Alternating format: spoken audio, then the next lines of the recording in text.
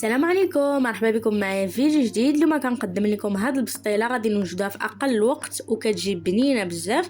نخليكم مع المقادير والطريقه ديال التحضير. تما عندي 4 ديال البصلات متوسطين كما كتشوفوا معايا قطعتهم مربعات، دجاجه مقطعه وربعه ديال اللوز تكون زايده.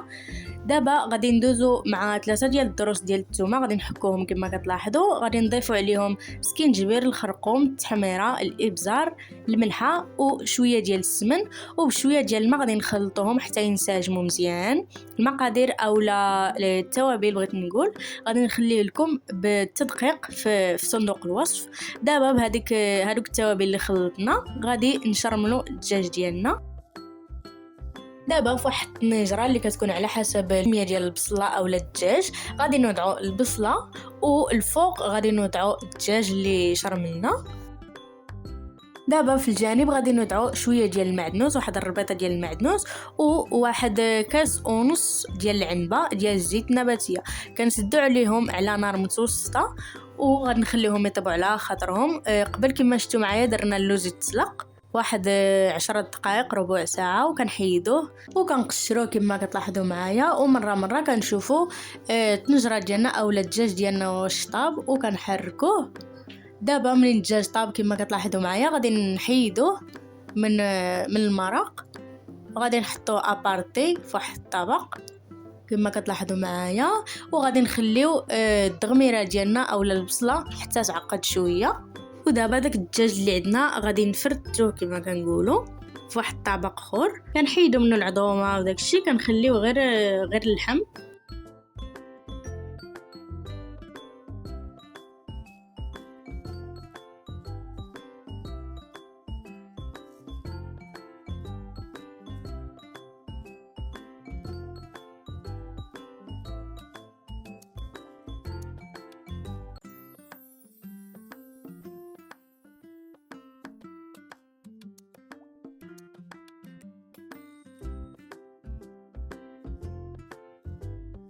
المهم ملي كنفرتو الدجاج ديالنا كامل كندوزو للطنجره، كنوضعوا فيها واحد ملعقه صغيره ديال العسل باش يعطينا اللون، وغادي نوضعوا هذيك البصله عاوتاني على نار تكون متوسطه كما قلت لكم حتى تعقد على خاطرها. كما كتلاحظوا معايا ها الشكل ديالها فاش كتعقد. وكما قلت لكم تا كتعقد البصله ديالنا اولا الدغميره ديالنا، عاد كنوضعوا واحد المغرفه تكون صغيره على الدجاج اللي عندنا وغادي نخلطوهم كاملين باش ينسجموا. دابا غادي ندوزو للخليط ديال البيض، غادي نصاوبوه وبلا ما تبقى لينا داك الزفوريه في البسطيله ديالنا. المهم تما عندي كما كتلاحظوا معايا 4 ديال البيضات درتهم في الطحانه، معلقه صغيره ديال القرفه، 3 المعالق صغار ديال السكر سنيده، و2 معالق صغار ديال المزهر. كنخلطهم كاملين وغنبقاو نضيفو تدريجيا كما كتلاحظوا معايا في الطنجره على الدغميره ديالنا حتى تعقد عاوتاني. هانتوما كتلاحظوا معايا حنا كنحركو وحنا كنضيفو في الخليط.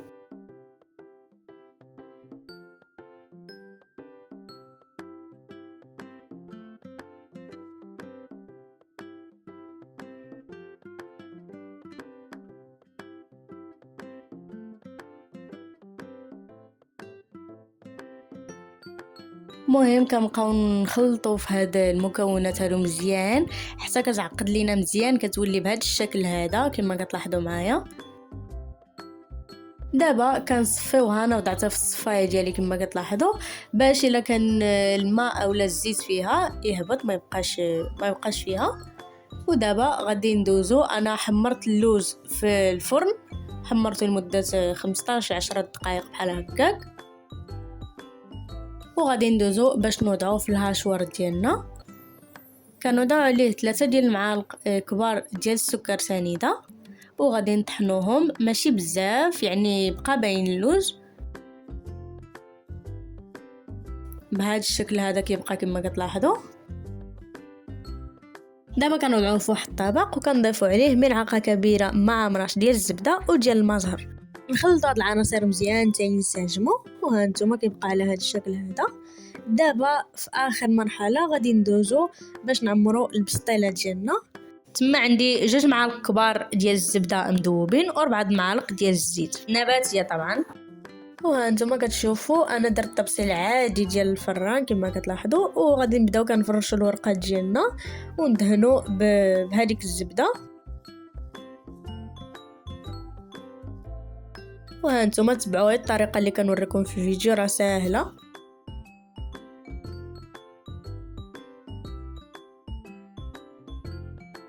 وها نتوما ملي كنفرشوا الورقات ديالنا غادي نوضعوا في الطبقه الاولى الدجاج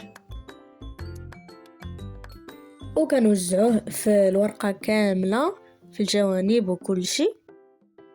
الطبقه الثانيه كنوضعوا فيها الدغميره ديالنا حتى هي كنوضعوها في الجوانب كاملين، كنوزعوها في فوق من الدجاج كله.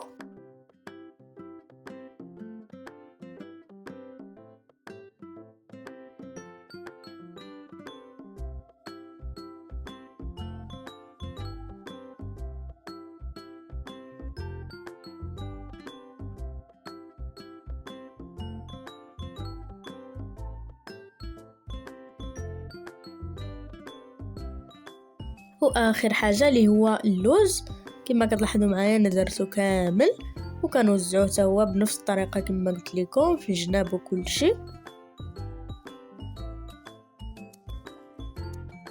ودابا غادي نبداو كنطويو في الورقه ديالنا. حنا كنطويو بالوحده وحنا كنوضعوا هذيك الزبده كندهنوا مزيان.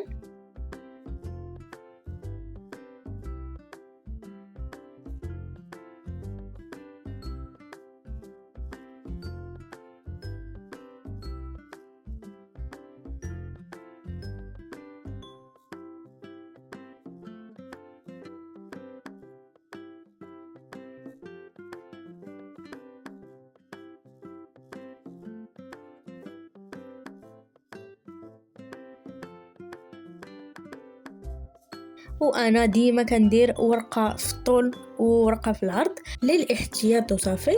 كندهنوها مزيان وكنلمطوها كما كنقولوا لتحت من البسطيله وكنجمعوها بهذا الشكل.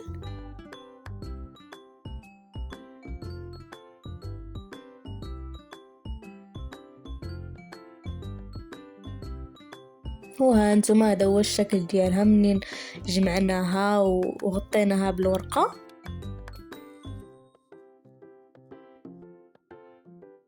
مهم دابا غادي نتكوها بواحد العويد كما كتشوفوا، ودابا كندخلوها للفرن.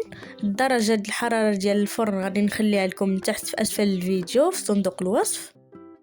وها نتوما ها الشكل ديال البسطيله ديالنا راه كتجي مقرمشه ورائعه. دابا غادي ندوزو باش نزينوها. كما كتلاحظوا معايا وضعت واحد الطبق صغير في الوسط وغادي ندهنوها بالعسل من الجناب كما كتلاحظوا. في هذوك الجناب انا وضعت اللوز افيلي اللي حمرته في الفرن، ما قليتوش في الزيت كيجي حسن. مهم ملي كنضيفوا اللوز كنحيدوا الطبق ديالنا الصغيور وفي الوسط كنوضعوا السكر كلاصي كما كتلاحظوا كيعطي واحد الشكل زوين هكا.